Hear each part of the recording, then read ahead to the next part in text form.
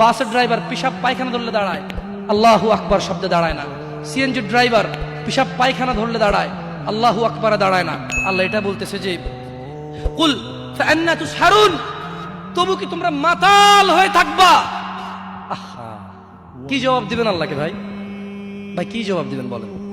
দাড়ি চিছে ফেলতেছেন, টাকনুর নিচে কাপড় করতেছেন, এক ওয়াক্ত নামাজের ধার ধারতেছেন না, অন্যের মেয়েকে ফুসলিয়ে ফাসলিয়ে কোর্ট ম্যারেজ করে ফেলতেছেন, একটা পারিবারিক ফিতনা ফাসাদের মধ্যে জড়িয়ে যাচ্ছেন, একটা সামাজিক ফিতনা ফাসাদের মধ্যে জড়িয়ে যাচ্ছেন। এরপরে দুঃখ পেয়ে অমুক মেয়েকে 4 জনে মিলে প্রপোজ করে, তারপরে দুঃখ পেয়ে 2 জনে মদ খায়, 3 জনে গাঁজা খায়, 4 জনে আত্মহত্যা করতে যায়।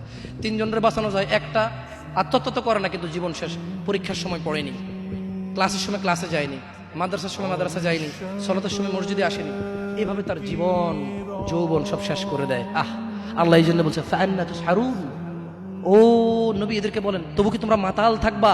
জানো জমিনের মালিক আল্লাহ, জানো জীবনের মালিক আল্লাহ, জানো বিচারের মালিক আল্লাহ, জানো জমিনে যা আছে আল্লাহর, জানো আল্লাহই আশ্রয়দাতা, আল্লাহর বিপক্ষে কোনো আশ্রয়দাতা নাই, তবু কি তোমরা মাতাল থাকবে?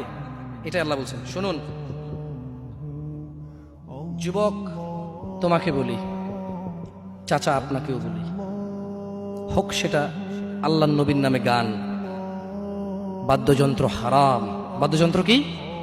হারাম। একটু মনোযোগ দিয়ে শুনবেন, বলে কথা শেষ করে চলে যাবেন ইনশাআল্লাহ।